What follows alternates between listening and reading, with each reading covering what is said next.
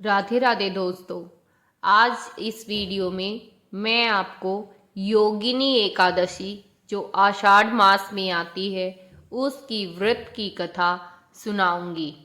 कृपया व्रत की इस कथा को पूरा सुने और इसके सुनने से जो पुण्य हमें मिलता है वह इस कथा में इस तरह बताया जाता है कि 88,000 ब्राह्मणों को भोजन कराने का पुण्य इस कथा को सुनने से मिलता है। तो चलो आषाढ़ मास की योगिनी एकादशी की कथा को हम शुरू करते हैं। कथा कुछ इस प्रकार है।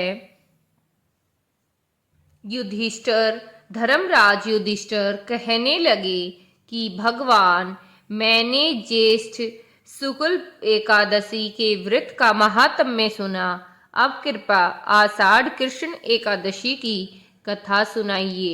इसका नाम क्या है, महात्म्य क्या है, यह भी बताइए। श्री कृष्ण कहने लगे कि हे राजन, आषाढ़ कृष्ण एकादशी का नाम योगिनी है।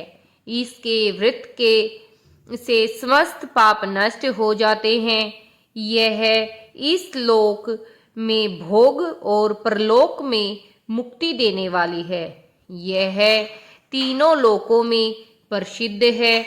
मैं तुमसे पुराणों में वर्णन की हुई कथा कहता हूँ, ध्यान पूर्वक सुनो।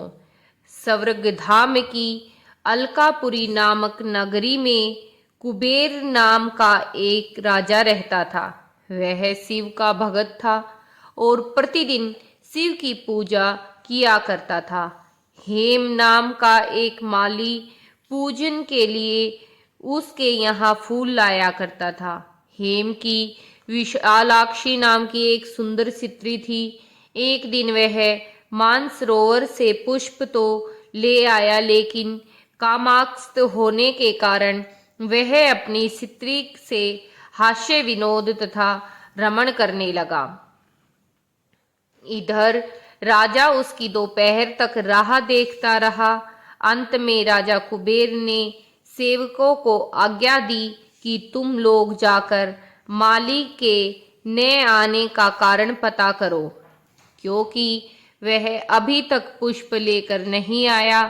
सेवकों ने कहा कि महाराज, वह पापी अति कामी है, अपनी स्त्री के साथ हास्य विनोद और रमण कर रहा होगा।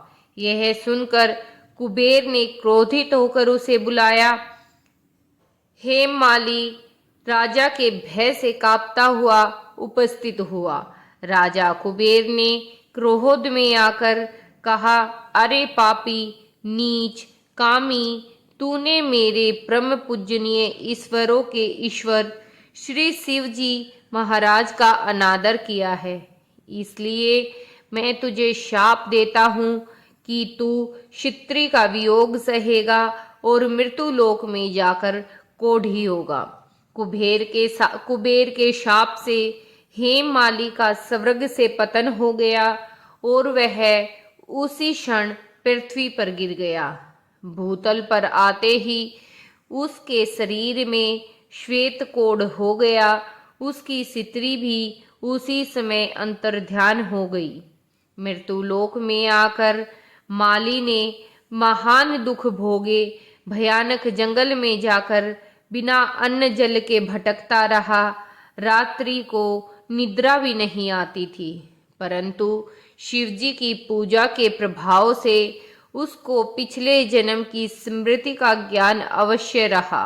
घूमते घूमते एक दिन वह मार्कंडे ऋषि के आश्रम में पहुंच गया, जो ब्रह्मा से भी अधिक वृद्ध थे और जिनका आश्रम ब्रह्मा की सभा के समान लगता था। हेममाली वहां जाकर उनके पैरों में पड़ गया। उसे देखकर मार्कंडेय ऋषि बोले, तुमने ऐसा कौन सा पाप किया है जिसके प्रभाव से यह हालत हो गई है। हेममाली ने सारा वृत्तांत कह सुनाया। यह सुनकर ऋषि बोले, निश्चित ही तूने मेरे सम्मुख सत्य वचन कहे हैं, इसलिए तेरे उद्धार के लिए मैं एक व्रत बताता हूँ।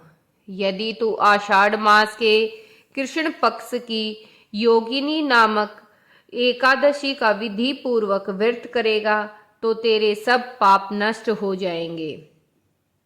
यह सुनकर हेममाली ने अत्यंत प्रसन्न होकर मुनि को साष्टांग प्रणाम किया। मुनि ने उसे स्नेह के साथ उठाया। हेममाली ने मुनि के कथा अनुसार विधि पूर्वक योगिनी एकादशी का व्रत किया।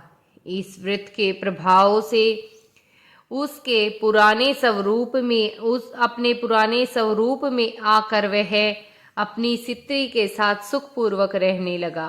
भगवान कृष्ण ने कहा, हे राजन, यह योगिनी एकादशी व्रत 88,000 ब्राह्मणों को भोजन कराने के बराबर फल देती है। इसके व्रत के समस्त पाप दूर हो जाते हैं और मनुष्य अंत में स्वर्ग को प्राप्त होता है। यदि आपको कथा अच्छी लगी और तो वीडियो को लाइक जरूर करें। सुनने वाले का भी भला हो, सुनाने वीडियो को लाइक और चैनल को सब्सक्राइब करने की कृपा अवश्य करें।